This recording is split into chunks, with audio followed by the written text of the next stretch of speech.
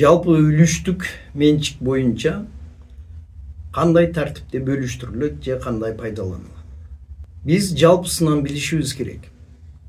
Берилген жер үлүштөрү бул ар бир адамга берилген.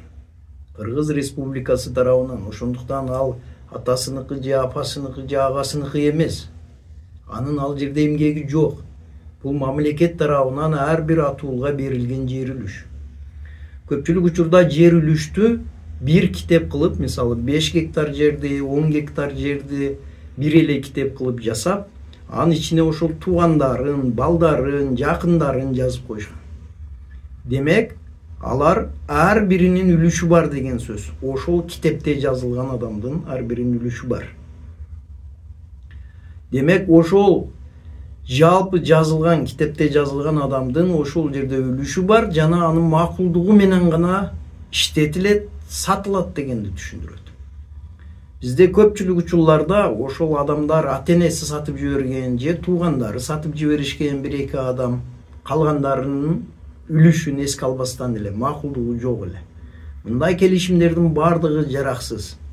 Ошондуктан сизге берген мамлекет тарабынан берилген жер үлүшү сиздин уруксатсыз сатылып кеткен болсо, анда бул келишимдин бардыгы жараксыз. Мүмкүн ошол бөлүгү жараксыз болор, сизге тиешелүү бөлүгү. Мүмкүн жалпы эле жараксыз деп табылат. Бул эми сот тарабынан аныктала турган нерсе. Бирок сиз ушул укугуңузду жана жер үлүшүңүздү кайтарып ала аласыз. Кандай гана келишим болбосун. Себеби мыйзамда ошол жалпы мүлк болуп эсептелинет, жана ар биринин үлүшү анын менчиги болот. Сатканда дагы, иштеткенде дагы макулдугусуз иш жүрбөйт. Ага тыюу салынган. Ушуну эске алышыңыз керек. Демек, ал жер укугуга болгон, үлүшкө болгон укугуңуз дайыма сакталып турат.